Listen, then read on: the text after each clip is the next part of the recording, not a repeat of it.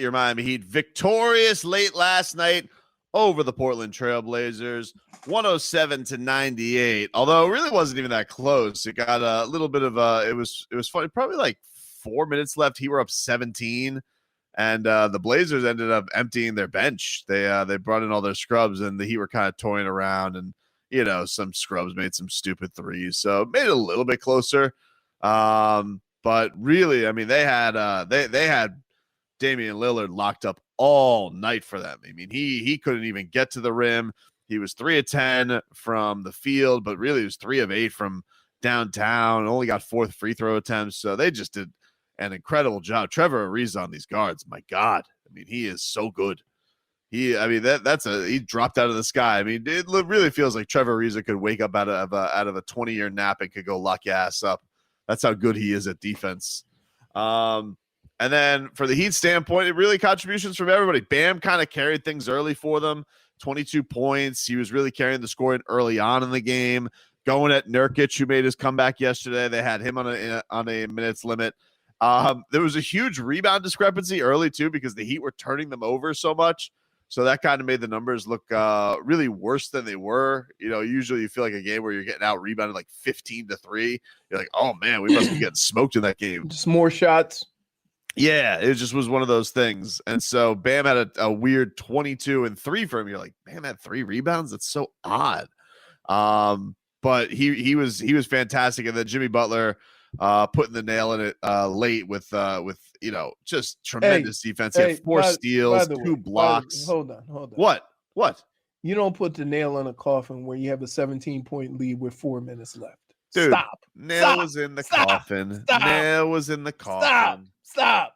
Nail was in the coffin. You don't put a nail in the coffin is like when you're up. He's an efficient Undertaker. When you're up 3 with like a minute to go or 45 seconds, and then you go down and make a 3. They've let plenty of 17-point fourth quarter leads slip away. I've seen it a bunch. Now with 4 minutes left. You're so off. Stop. Because that's why they call late shots when it's close. They call it a dagger because the guy isn't in the coffin yet. You stab the guy, and then where does he go? In the coffin. So if you have a game where you have a reach, it's because you're already in the process of the funeral. So who has to put the nail in the coffin? Jimmy Butler, the Undertaker. That's the worst. What are you talking about? So bad. No. You're so off on this. And then here's what's stupid about getting in this conversation. Who do you ask? What do you mean? You could just argue because there's no like, rule. There's no, what you're saying is idiotic, but there's nobody that's ever disputed this before. Maybe it's a me problem. Maybe it is. No, I doubt that. I just have to know. It's like nobody else has to deal with this silliness. I'll tell you who also helped in the burying, and that was Kendrick Nunn. Just doing his damn thing. Man, he needs to. You guys were rats off a ship on me. How about I just give you 15 just out of nowhere? Here you go. You're welcome. But it's not out of nowhere. Dude he's one of the few players that never gets consistent minutes. Never.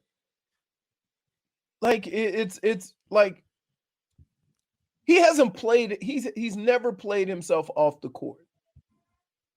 Yeah, I would say he did. Yeah, but when he got COVID, when he got the Rona. Stop. Because everybody else said, "Oh, we hope we can get back." And then Rona played him off the court. He's just not back. Right? No. That guy earned, like, you want to say earn it? He's earned it. And for reasons I can't explain, they just so don't act all shocked when he goes in there and plays the way he plays. He's always played this way. It's got to be so funny, though, because Eric Spoelstra has a meeting with him about staying ready, and then something unfortunate happens to Oladipo, and then he goes, all right, never mind. Right. I mean, again, like, it's first, I get it. Like, I get why it's happening, but I got to imagine that it's hard not being able to get just consistent run. I'm sure. When you've really done nothing to warrant, like he wasn't doing like a KO where he go 4 for 8, 4 for 8, 4 for 8, 1 for 10, 1 for 10, 1 for, like that. No. I would say he handled the ball better than Tyler Hero as far as turnovers, right? But it got to a point where they put Tyler in first. Yeah, and he also, he's just been a little bit, he's been a little bit more reliable on defense. I wouldn't call him a good defender, but a little more comparing him to Tyler. A little more tenacious than Tyler Hero. Right, but I'm just saying, like of all the things that have happened this year, the only thing I raise my eyebrow with is why do we all of a sudden act like Kendrick Nunn is a found treasure when he's been that? Do you think that he likes Eric Spoelstra? No. Oh, wow. All right. And I say that from the standpoint of I've told you what it's like to, play and get some run and be a contributor and then go into witness protection. Like whenever, as an athlete, when you don't play or you don't get the opportunity, you feel like you did something wrong. Yes. You feel like he didn't do anything wrong. You feel like you haven't done enough to warrant minutes. And it's hard to tell an athlete that spent his whole life mostly being the guy that it's not that you didn't earn these minutes, but you don't get these minutes. So from that standpoint, I would say no, because every day Kendrick Nunn has to, go back and forth with himself with the things that Eric Spoelstra is saying to him. It's not that you suck. It's not that you aren't. We're just looking for something better. Right. Which, if you look at it from Kendrick Nunn's perspective, what? Oladipo, I'll give you that. Yeah, Oladipo. What else?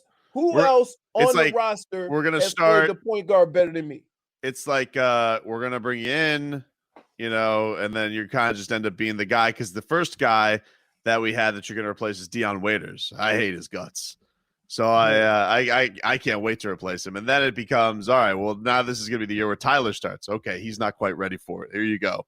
Right. But in the midst, while we're going to also try and trade for a new point guard, whether that be Kyle Lowry or whether that be Victor Oladipo. Okay, Victor Oladipo's here, and he's starting to look kind of good.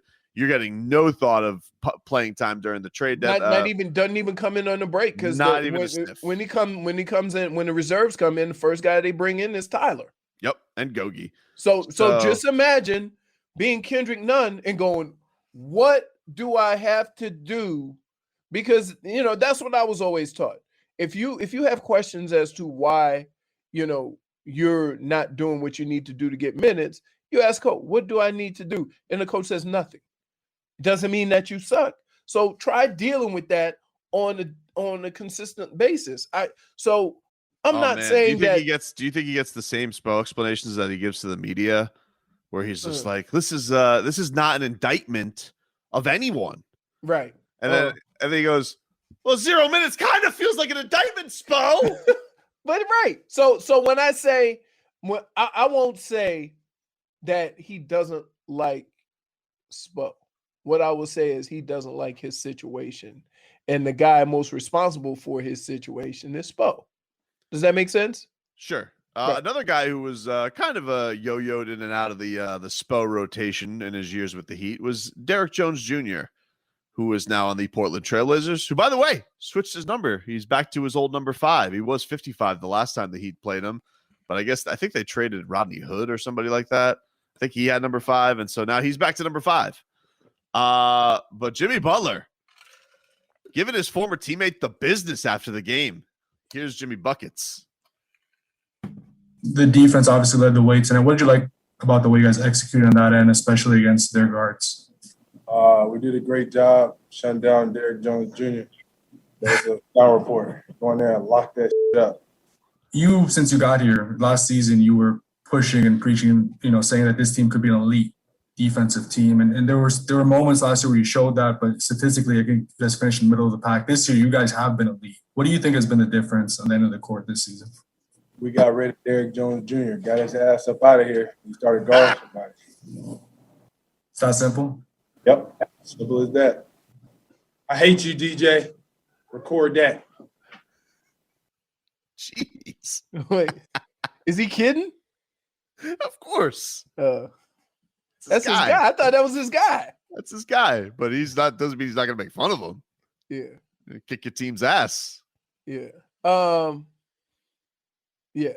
I would say that if there's one thing that has been impressive, especially in the last month or so, like somebody in that locker room came to the conclusion, if we ain't gonna score, we better stop the other team. Yep. Because it's picked up and it's with guys. It's with a whole bunch of guys who aren't even known as scorers. Like Trevor Ariza is not like, and it wasn't always like that. Same thing with Andre Iguodala. It wasn't always like that. But when they go in the game, you don't expect them to score. I never think Trevor Ariza's shots are going in. Right. I just shot at my TV. Nope. And then Andre Iguodala is like, hey, man, dude won the MVP of the finals. Not because of his defense, but because he kept making those threes. Yeah, I'm not quite there with Iguodala. Like sometimes we're like, oh, it looks like I'll be like, all right, looks like we're getting the good Iguodala. But some days he looks every bit of his age. Dude, sometimes it looks like he's going to hit the shot clock. I ain't going to lie. Like, I tell you what, he shouldn't. Like anytime he tries to dunk, I'm like, that's not going to go well. Yeah. I mean, but yeah, so Trevor Ariza, like, to be able to, and then it's only going to get better because he's going to get in better shape.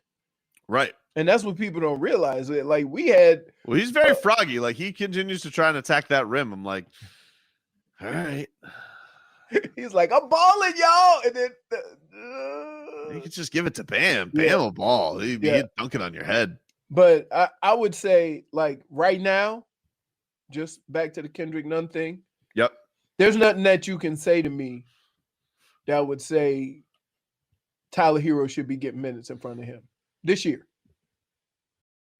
I can't say that. No, Tyler, I get it with Tyler. Like Tyler.